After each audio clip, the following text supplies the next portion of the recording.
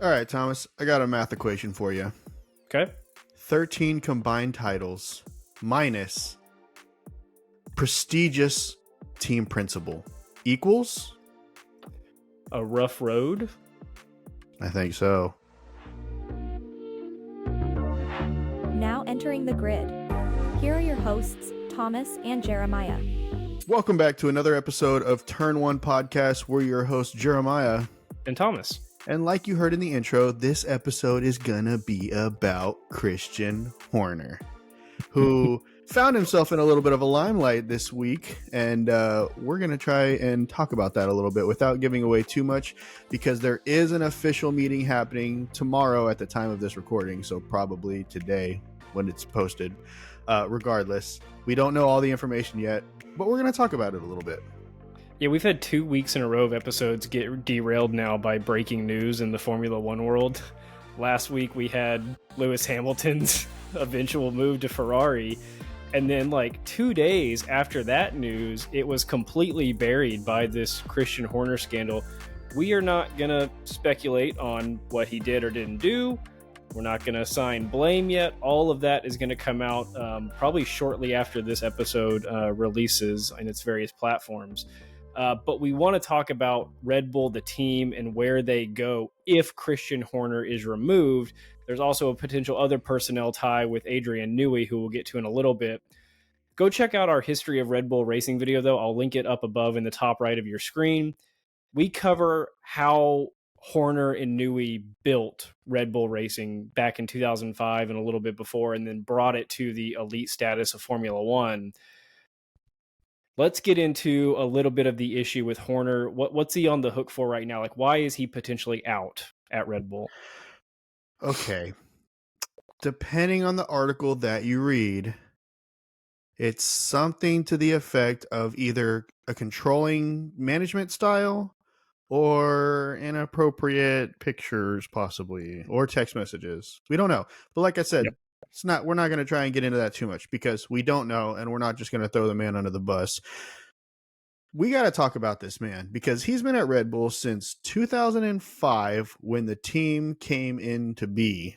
And that is wild, because realistically, starting at the start of 2025, that would make 20 years at Red Bull, 20 years as a team principal, 20 years in one spot, which, if you know anything about Formula One, that's ridiculous. Team principals are like NFL coaches. You know, every 3 to 5 years, you recycle them and move on to the other one. They don't build a team. And the other weird thing about Formula One has such a historic value to it that like teams that, you know, come in are here to stay. It's hard to be the new guy that comes in and then has success relatively early. The fact that Horner came into the sport in the era that he did back in 2005 and just had a dominant team within 5 years, Yeah, and was winning. They struggled at first. David Coulthard and Mark Webber, not necessarily able to get it done with the car that they were providing to them, but starting in 2010, Seb's at the wheel, and he brings the next 4 years just championships, and constructors championships. So Red Bull's also getting that little token there. And we said in the intro, 13 combined championships. That's seven drivers world championships and 6 constructors championships. Ridiculous. The only constructors they didn't get was the year 2021, right? Max's first drivers championship was a Mercedes constructor championship year. Right. I find it interesting that Horner kind of took the reins from, or took a lot of advice from like Helmut Marko, right? And obviously had the connections. But where did he get the connection from Adrian Newey from? How did this like elite partnership that is one of the premier in the sport, how did that come to be? You can actually thank David Coulthard for that one. David Coulthard is the one that basically told Christian, listen, man, he's the key to our success. And boy, did he ever get that right. I mean, geez. He didn't have the skills on the track, but he had the connections off the track. He was a good driver. He was all right. He wasn't, a Vettel or a Verstappen, of course. Sure. But together, this pairing, the fact that we're talking about this today, so it still blows my mind, because when you think about Formula One, there's a couple of constants, right? A lot of things are subject to change, but there's a couple of constants. One, Ferraris probably are always going to be the most popular team. Two, Toto Wolff will always be Mercedes. And before this week, I would have said Christian Horner and Adrian Newey will always be Red Bull Racing. And then again, in a matter of days after the Lewis Hamilton news, I would have thought, you said this in our Hamilton episode, Lewis Hamilton is Mercedes, right? Like that was another constant. And then again, 2 or 3 days later, suddenly not only is Hamilton not at Mercedes in 2025, but now Horner and potentially Newey could be out the door at Red Bull. I don't fully understand. What's the tie with Adrian Newey possibly going with Horner? Because Adrian Newey's not on trial here. So supposedly, Adrian Newey has a stipulation in his contract where basically it's tied to Christian Horner, to where if Christian Horner for any reason steps down or is terminated or anything from that top position, Adrian Newey basically has the ability to terminate his contract and bail. And the craziest thing about that, as I was reading this, Adrian Newey has almost jumped ship to Ferrari on 2 different occasions, but got cold feet at the last second and ended up staying at Red Bull. Now, picture this, right? We're going into 2025. Lewis Hamilton, top driver at Ferrari. Charles Leclerc, number 2 driver at Ferrari. Adrian Newey, the car designer. Oh my gosh. That would be, again, strategy is a very important part Yes, of that I equation. get that. That's what Hamilton's for. You have the drivers and you have the car figured out with that pairing. That's ridiculous. And you know that they could pay Adrian Newey whatever he wanted to make. And if you're Newey, the reason that you probably stayed at Red Bull the couple of times you've been offered by Ferrari or McLaren or whoever, he's probably been offered by every single person in the sport. Let's be real. It's just the money and the timing has to be right. The reason you stay at Red Bull is because you have Christian Horner, who you know can run a championship level team, even though how he runs it might be questionable, which we'll find out in a little bit. But then you also knew, if you were Newey, that at Red Bull, you had the likes of Sebastian Vettel, you had Daniel Ricciardo, you had Max Verstappen. You knew that you were putting your car in the hands of people that were going to go out and perform with it, right? You also probably had a good amount of money coming in from Red Bull. The only lucrative thing about Ferrari really is just saying that you designed a car for Ferrari and potentially a bigger paycheck. There wasn't the guarantee every year the past 10 or 12 years with Ferrari that you were going to have the right drivers, that you were going to have the right team principal. All of that is what has caused Ferrari to be not a middle of the pack team, but a 2 to 4 spot instead of a 1 spot the past couple of years. Is that iffiness that Red Bull has just powered through. Well, see, the reason why Red Bull is able to do this is because basically when Adrian Newey came to the team, Christian Horner built this team around Adrian Newey. So whereas when he was at McLaren before he was poached and taken to Red Bull, he had to deal with some of the management style things, or maybe work on parts of the car that he might not be as skilled on, or that might be holding him back from what he's truly great at. Versus at Red Bull, they just found somebody to replace him in those areas. They basically said, listen, man, you do whatever you want to do. And that is what you do best. And, whether that be, they call him the only man that's able to see air. So I would assume that's full aerodynamics, building the actual style of the car and how it's going to transfer air into the different vents, whether it's going to the brakes, whether it's going to the engine, however it may be. So I would assume that's where his specialty lies. So they just found somebody to replace him in all the different areas that he didn't want to have to deal with. Unlike, like I said, at McLaren, where he would have had to deal with all of it. We talk about parity in sports, which is just basically, are you on a level playing field or not, or who has the advantage, whatever it might be. We've talked before about how, various leagues, at least in the United States, have salary caps, but you can pay a luxury tax to go over those. In baseball and NBA, you can pay a luxury tax. NFL is a hard salary cap. You can't go over it. In European soccer and in soccer worldwide or football, you can just pay people whatever you want. There's no, it's just whichever team has the most money, you can pay it. That's why, your Barcelona and your Premier League teams have a ton of money. Imagine this 2 years from now, or I guess a year from now, 2025, You have a Lewis Hamilton-less Mercedes rebuilding with some new driver pairing. You have Ferrari with Adrian Newey, Lewis Hamilton, Charles Leclerc, and Frederick Vasseur. And then you have Red Bull with no team principal, no car designer, and Max Verstappen retires or moves on to some other team. Which, Max has talked about how he doesn't want to stay in Formula One for the entirety of his career. He wants to be able to go and do all the different types of motorsports because he wants to be a multiple champion across different fields of motorsport. So it would only be fitting that Christian Horner losing his position would bring a natural end to the dominance of Max Verstappen in Formula One, and therefore Max being in Formula One, period. And I could see that happening. And the point of the parity discussion was, if you're somebody that just came into Formula One this year, last year, or any time during the Drive to Survive era, you've only seen 2 winners. If you came in at the start of the Drive to Survive, you remember hearing in the background, they would be showing the clips of the Haas drivers or whatever, and then you'd hear, and Lewis Hamilton wins again. And like, yeah, it's just kind of a blip. They didn't make a big deal out of it because, he was on his 5th, 6th, 7th championship, whatever it was at that time.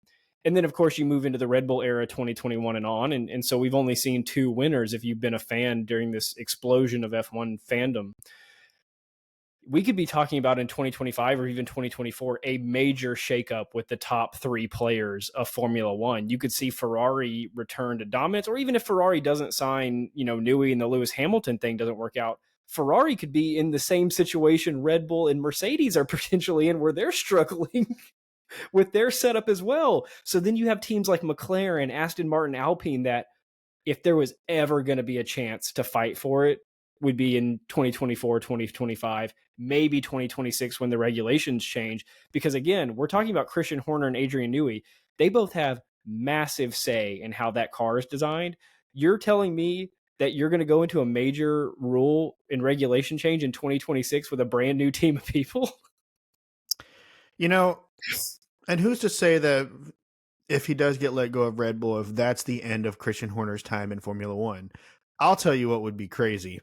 What if, and obviously this is wild speculation. This is definitely coming out of left field. Do not expect this to happen. But imagine. So imagine Christian Horner leaves Red Bull.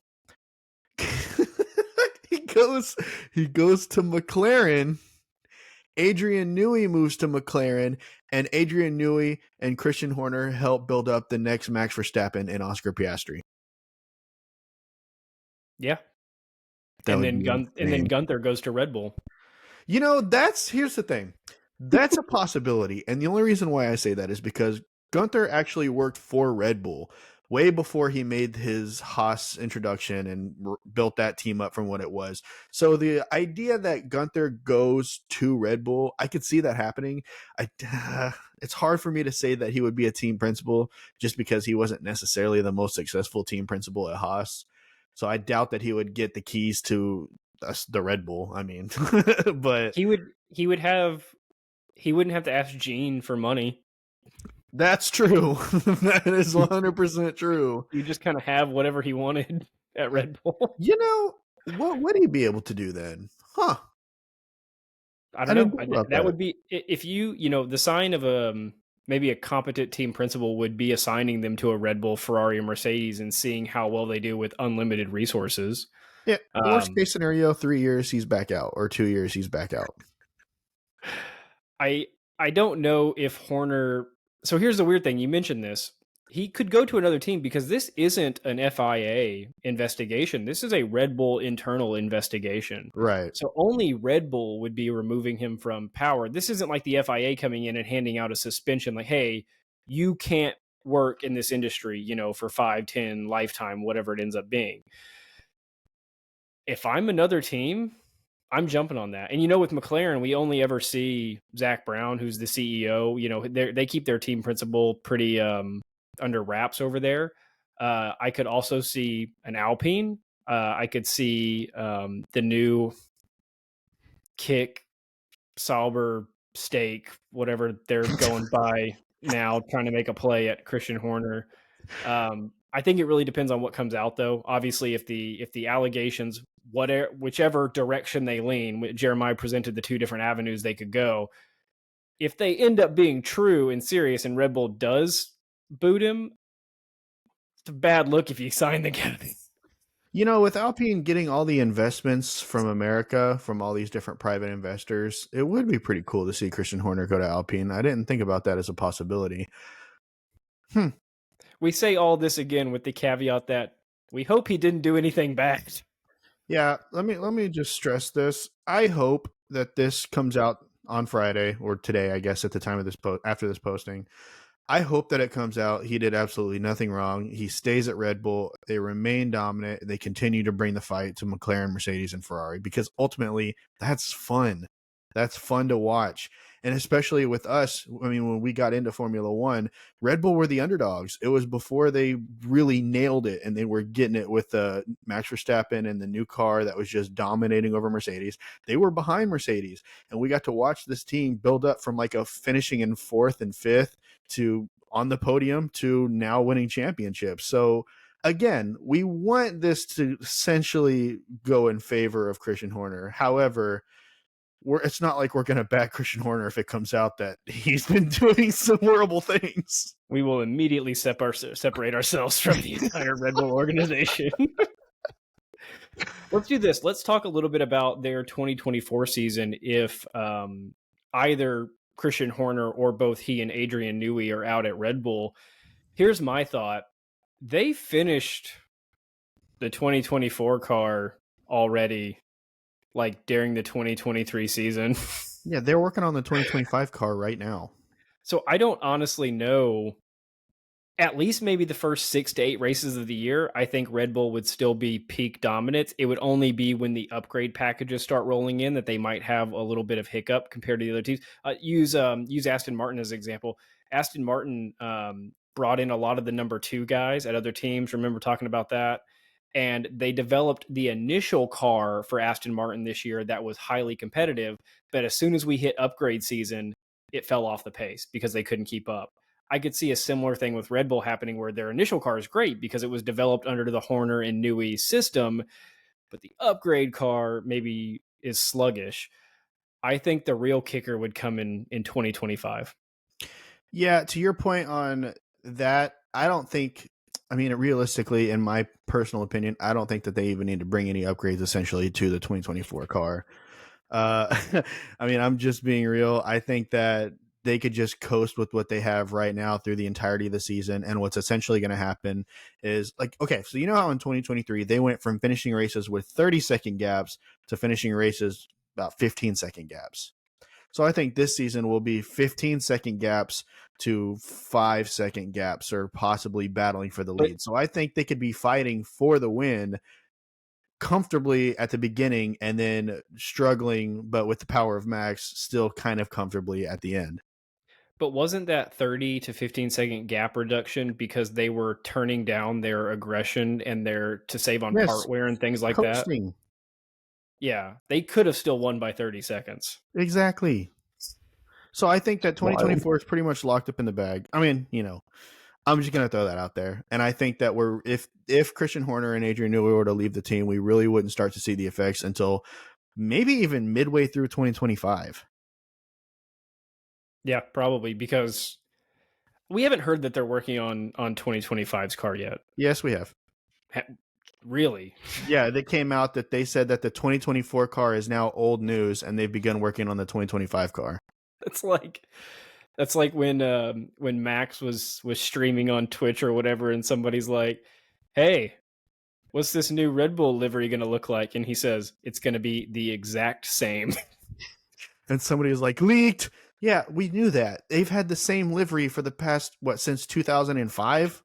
That's just kind of how Red Bull does it, is they find a pattern of something that works and they just keep doing it.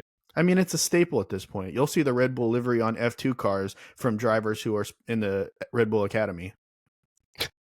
Man.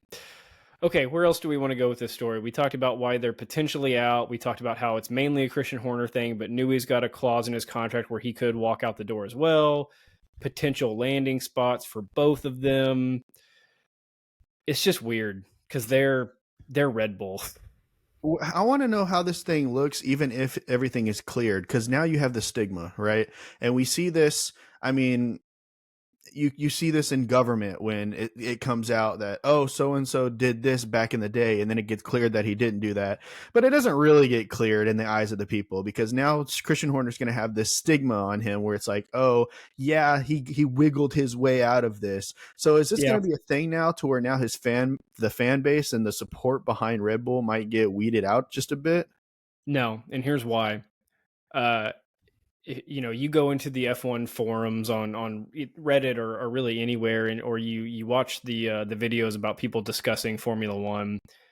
There's camps, and the camps are usually teams or driver based, but sometimes there's some overlap. Like you have half of, you probably have more than half of the fan base of Formula One that is Team Toto, and then you have the other faction that is Team Horner, and they think that there's some kind of rivalry here, and I guess there is, because it's Mercedes versus Red Bull. But it's also because, when you watch those two team principals, they're the two, iconic team principals in the sport. Although they're very similar if you read their origin stories, outside of Christian Horner not exactly having the business background that Toto Wolff has. So I think there's already these camps built to either love everything about Red Bull or hate everything about Red Bull.